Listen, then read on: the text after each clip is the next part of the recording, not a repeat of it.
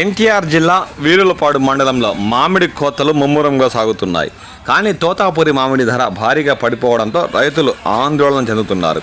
గత ఏడాది లైన్కాయ ఎగుమతి కోసం టన్ను 20,000 వరకు అమ్ముడుపోయిందని, ఈ ఏడాది అయితే 10,000 నుండి 15,000 రూపాయల లోపే కొనసాగుతుందని స్థానిక రైతులు ఆందోళన వ్యక్తం చేస్తున్నారు. ఈ మధ్య తెరుచుకున్న గుజ్జు పరిశ్రమలు అయితే టన్ను 5,000 నుండి 6,000 రూపాయల లోపే కొనుగోలుకు సిద్ధపడుతున్నాయని స్థానిక రైతులు ఆందోళన వ్యక్తం చేస్తున్నారు. గత ఏడాదిలాగే ఈ ఏడాది కూడా మామిడి రైతులు ఆర్థికంగా నష్టపోయే అవకాశం ఉందని వారు వాపోతున్నారు. ఇక బంగినపల్లి మామిడి లైన్కాయ ఇతర రాష్ట్రాల ఎగుమతి కోసం టన్ను 25,000 నుండి 30,000 వరకు కొనుగోలు చేస్తున్నట్లు వారు పేర్కొన్నారు. ఇక మల్లికా రకం లైన్కాయ ఎగుమతి కోసం నాణ్యత, మంచి రంగు, బరువు ఉండే కాయలు అయితే టన్ను 25,000 నుండి 32,000 వరకు ఇతర రాష్ట్రాల వ్యాపారస్తులు విజయవాడ పరిసర ప్రాంతాల్లోని మామిడి మండలిలో కొనుగోలు చేస్తున్నట్లు వారు పేర్కొన్నారు.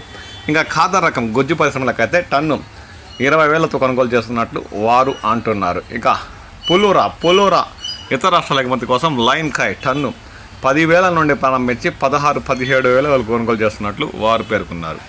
గుజ్జు పరిశ్రమలు అయితే పులూరా రకం టన్ను 8,000తో కొనుగోలు చేస్తున్నట్లు వారు పేర్కొన్నారు.